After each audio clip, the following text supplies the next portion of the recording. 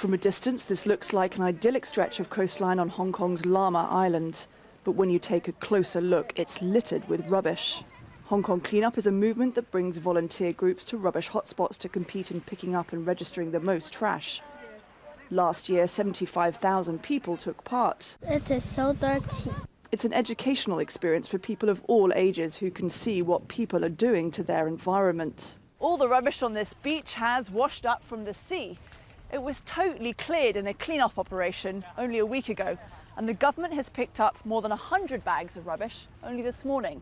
Yet, we still have things like plastic boxes, polystyrene from what looks like a lunchbox, and plastic bottles that have washed up from somewhere offshore. Sea Shepherd is a marine conservation non-profit organisation. Asia Director Gary Stokes has found animals such as turtles washing up on the city's shore with plastic in their stomachs. That's somebody's garbage being dumped.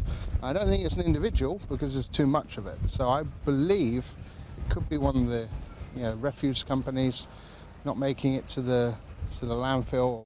It's the government's job to clean up the water and coastlines of Hong Kong.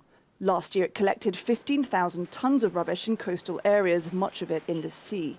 But it's a challenge to find out where the rubbish is coming from and to catch people while dumping illegally. Is there some way for us, by looking at the nature of the rubbish, combining it with maybe some of the signs of modeling and so on, that we can detect where it might have come from?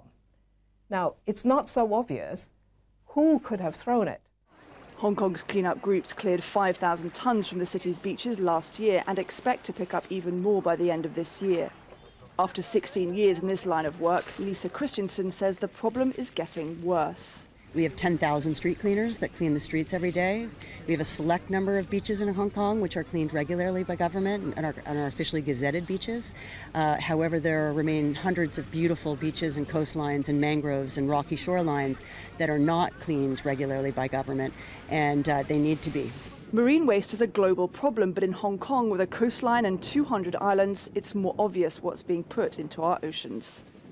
But in the case of the rubbish on these beaches, people are making an effort to be part of the solution. Caroline Malone, Al Jazeera, Hong Kong.